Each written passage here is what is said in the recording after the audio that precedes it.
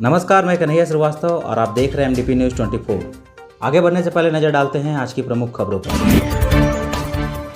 आपके शहर मधुपुर में खुल गया है बुलेट का सर्विस सेंटर, जहां आपके रॉयल इनफील्ड से जुड़े सभी ओरिजिनल पार्ट्स और मॉडिफाई करने का सारा सामान उचित मूल्य पर उपलब्ध है। झारखंड में कम हुई कोरोना संक्रमण की दर, अब भी रेड जोन में है ये 4 जिले। लुइस मरांडी ने दुमका उपचुनाव के लिए भरा पर्चा। पुलिस वर्दी में लूटपाट और अपहरण की घटना को अंजाम देने वाले गिरोह का हुआ पर्दाफाश। बाजला महिला महाविद्यालय में ड्रेस कोड को लेकर हुआ हंगामा। समाजसेवी गंगा नारायण ने मंदिर निर्माण में किया आर्थिक सहयोग। जिला कांग्रेस कार्यालय में कांग्रेस के पूर्व महासचिव ने की प्रेस वार्ता। और अब खबरों को जानेंगे विस्तार से। अभी तक आपने हमारे YouTube चैनल MDP न्यूज़ 24 को सब्सक्राइब नहीं किया है तो जरूर सब्सक्राइब कर लें। स्वास्थ्य विभाग की रिपोर्ट के अनुसार झारखंड में 5 से 11 अक्टूबर के बीच 2,46,901 सैंपलों की जांच हुई और 5,315 नए कोरोना संक्रमित मिले। यह आंकड़ा कुल जांच का 2.15% है, लेकिन पिछले सप्ताह की तुलना में इस सप्ताह यानी 5 से 11 अक्टूबर के दौरान रांची में 9.39% संक्रमण दर में गिरावट आई है। 28 सितंबर से 4 अक्टूबर के बीच रांची में 14.05% की दर से 2,442 केस मिले थे। वहीं 5 से 11 अक्टूबर के बीच 2,104 संक्रमित मामले मिले, जो कुल जांच का 4.66% है। इन सभी आंकड़ों से आप यह अंदाज़ा लगा सकते हैं कि झारखंड में कोरोना संक्रमण के मामलों में गिरावट आई है, जो कि एक अच्छी खबर है। लेकिन हमें एहतियात बरतना है। घरों से बाहर निकले तो मास्क का उपयोग करें, सोशल डिस्टेंस का ख्याल रखें और इस तरह हम कोरोना से जंग को जीत सकते हैं। भारतीय जनता पार्टी प्रत्याशी के रूप में डॉक्टर लुइस मरांडी ने मंगलवार को दुमका विधानसभा उपचुनाव के लिए नामांकन पत्र को दाखिल किया। नामांकन के मौके पर विपक्षी नेताओं का जमावड़ा भी देखने को मिला। कोरोना संक्रमण को लेकर जारी गाइडलाइन के तहत डॉक्टर लुइस मरांडी आज अपने कुछ समर्थकों और प्रस्तावकों के साथ निर्वाची कार्यालय पहुंची थी और नामांकन दाखिल किया। बताया गया है कि लुइस मरांडी ने आज एक सेट में अपना नामांकन दाखिल किया है, दूसरे सेट में अगले दिन पर्चा भरेगी। डॉक्टर मरांडी ने पर्चा दाखिल करने के बाद कहा कि लड़ाई तो अभी शुरू हुई है, आज तो नामांकन ही दाखिल किया है और जीत भी मिलेगी। प्रतिद्वंदी के मुख्यमंत्री के भाई होने के संबंध में पूछे गए एक प्रश्न के उत्तर में उन्होंने कहा कि चेहरा कोई मायने नहीं रखता है, भाजपा उम्मीदवार के रूप में पर्चा दाखिल की हूँ, सभी कार्यकर्ताओं का पूरा सहयोग मिलेगा। उन्होंने कहा कि क्षेत्र की जनता ने पिछले 5 वर्षों का शासन देखा है और 9-10 महीने के शासन को भी लोगों ने देखा है। इसी आधार पर जनता मूल्यांकन करके वोट देगी। पूर्व मंत्री डॉक्टर लुइस मरांडी के नामांकन के मौके पर भाजपा आजसू पार्टी के कई दिग्गज नेता दुमका पहुंचे। राज्यसभा सांसद सह प्रदेश अध्यक्ष दीपक प्रकाश, आजसू पार्टी प्रमुख सुरेश महतो, सांसद सुनील सोरेन समेत कई वरिष्ठ नेता उपस्थित थे। मधुपुर अनुमंडल सहित आसपास के जिलों में पुलिस की वर्दी में लूटपाट और अपहरण जैसे आपराधिक घटनाओं को अंजाम देने वाले गिरोह के 4 सदस्यों को मधुपुर, सारठ और करौ पुलिस ने संयुक्त छापेमारी करके गिरफ्तार किया है। मधुपुर के एसडीपीओ वशिष्ठ नारायण सिंह और सारठ के एसडीपीओ आमोद नारायण सिंह ने संयुक्त प्रेस वार्ता करके बताया कि गिरफ्तार आरोपियों में देवघर के अमीनेश सिंह और अखिलेश कुमार हैं, जबकि देवीपुर के नवीर अंसारी और प्रभास सिंह हैं। पुलिस ने गिरफ्तार आरोपियों के पास से एक स्कॉर्पियो, 4 मोबाइल, चांदी के जेवर, 2 पुलिस की वर्दी और नगद 2,000 रुपये बरामद किए हैं। गिरोह के अन्य सदस्यों की तलाश पुलिस कर रही है। आपको बता दें कि विगत दिनों देवघर, जामताड़ा, मधुपुर, पाथरौल और मार्गो मुंडा सहित कई स्थानों पर पुलिस वर्दी में डकैती, अपहरण और लूटपाट की घटनाओं को अंजाम दिया जा रहा था, जिसके बाद देवघर एसपी के आदेश पर SIT का गठन करके छापेमारी की गई थी। मधुपुर और सारठ अनुमंडल के थानाओं में विगत दिनों पुलिस बन के घरों में लूटपाट करने वाले गिरोह का पर्दाफाश किया गया है। में इन लोगों के द्वारा घटना को, लूटपाट की घटना को अंजाम दिया गया है। इस कांड में प्रयुक्त स्कॉर्पियो और साथ में 2 पुलिस वर्दी को, कुछ नगद रुपया और चांदी के आभूषण को हम लोगों के द्वारा बरामद की गई।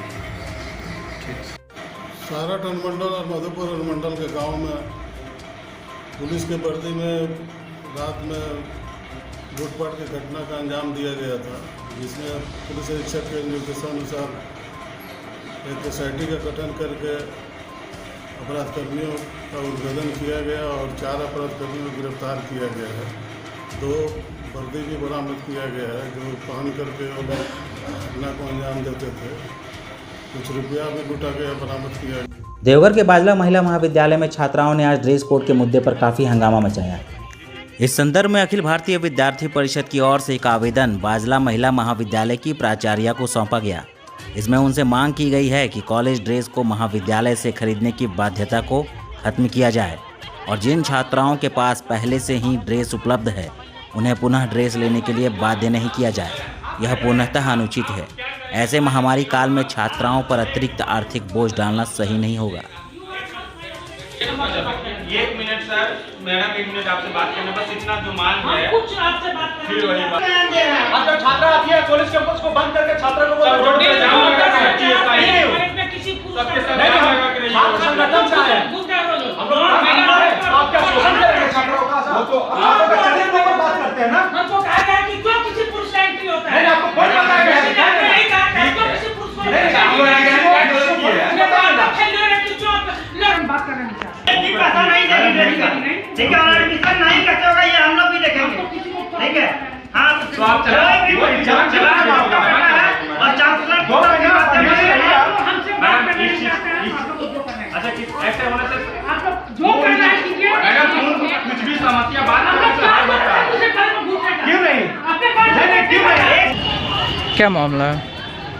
ये रमा देवी बाजला महिला कॉलेज है। यहाँ पर मैम लोग बोल रही है चालान कटवाना पड़ेगा, प्लस आपको यूनिफॉर्म लेना ही है, कंपलसरी है।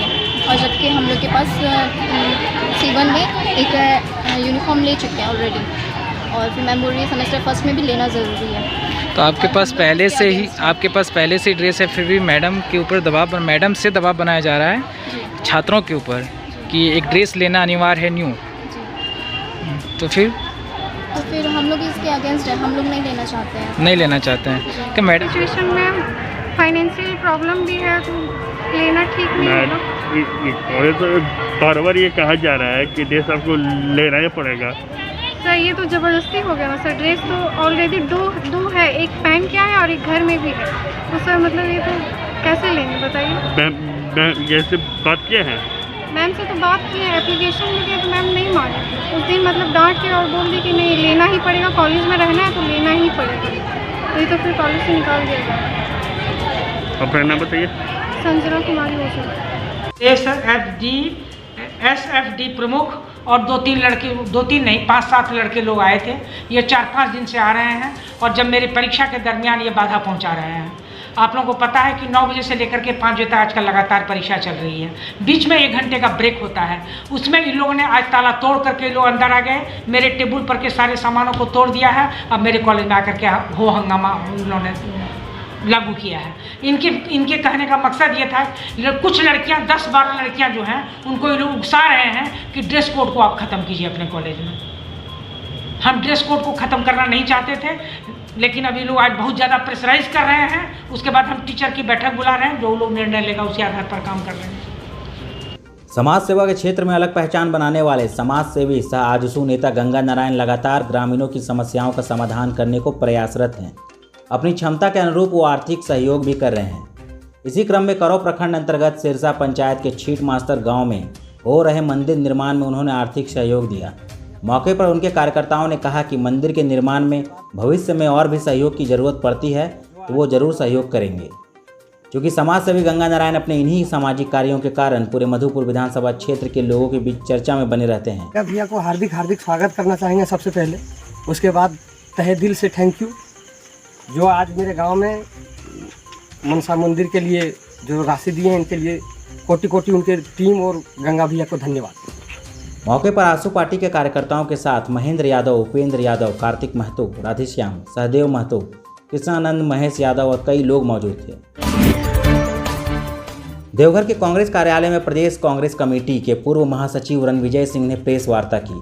प्रेस वार्ता में उन्होंने कहा कि किसान बिल के विरोध में कांग्रेस हस्ताक्षर अभियान 2 अक्टूबर से 31 अक्टूबर तक चलाएगी। यह कानून किसानों के हित में कभी हो ही नहीं सकता है। यह कानून बड़े शहर को देखते हुए बनाया गया है। ऐसे में छोटे शहर के किसान कहां जाएंगे, इसके लिए सरकार नहीं सोच रही है। उन्होंने बताया कि 14 नवंबर को सभी हस्ताक्षर संसद में भेजा जाएगा। यह किसान बिल किसानों के लिए काला कानून है। इस बिल से किसानों का कोई भी लाभ नहीं पहुंचने वाला है। जब किसान ही नहीं रहेंगे तो देश कैसे रहेगा।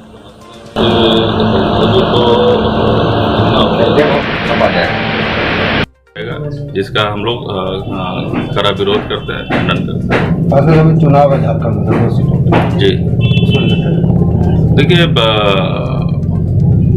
अभी पूर्व के भांति ये दोनों सीटें हम लोगों की यूपीएस की पार्टी ने जीता है। एक जगह कांग्रेस और एक जगह जेएमएम, और निश्चित तौर पर बेरमो हम लोग जीत रहे हैं। और जनता का आशीर्वाद, पहले भी राजेंद्र बाबू का वो कार्यस्थल क्षेत्र रहा है, और एक एक घर में जो उन्होंने अपना पहचान बनाया है, वो निश्चित तौर पर अनूप जी वहाँ से कैंडिडेट हैं और उनको इसका लाभ मिलेगा। और अभी हम लोग दुमका ही अभी हम लोग जाएंगे, और दुमका में बसंत सोरेन जी जो कि विश्वम गुरु शिबू सोरेन जी ने जो पूरे झारखंड के निर्माण में जो अपना योगदान और भूमिका निभाया है, तो इसके वोट के रूप में, आशीर्वाद के रूप में बसंत सोरेन जी को जिता करके विजय बनाएगा। देखिए, बिहार का जहाँ तक बात है, हम नहीं कहेंगे कि स्पष्ट बहुमत हम लोगों की सरकार बन रही है, लेकिन जैसा हम लोगों को फीडबैक मिल रहा है लोगों के द्वारा या मीडिया के द्वारा, तो कहीं ना कहीं त्रिशंकु सरकार बनने की आशंका मुझे लग रही है। और आज के लिए बस इतना ही। तो दीजिए मुझे इजाज़त, फिर मिलेंगे आपसे अगली बार। तब तक के लिए आप सभी को हमारा नमस्कार।